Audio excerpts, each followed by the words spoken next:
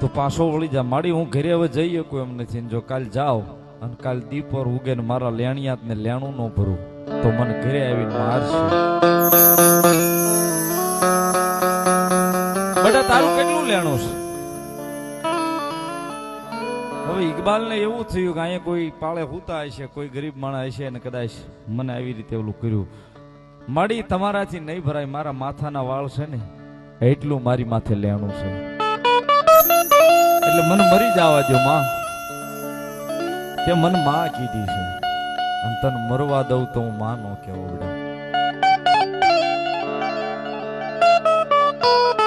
બડા અત્યારે ઘરે વયો જા હવારે તારું લેણું ભરી દે જા ઇકબાલ રોતી આંખે કહે છે કે મારી મશ્કરી હું કામ કરો છું પેલા તો તમે તમારો પરિચય મને આપો તમે કોણ છો ને અહીંયા સુધી મારી સુધી ધક્કો કેમ ખાધો મન મરવા કેમ નથી દેતા તેથી જોગમાયા બોલી સાહેબ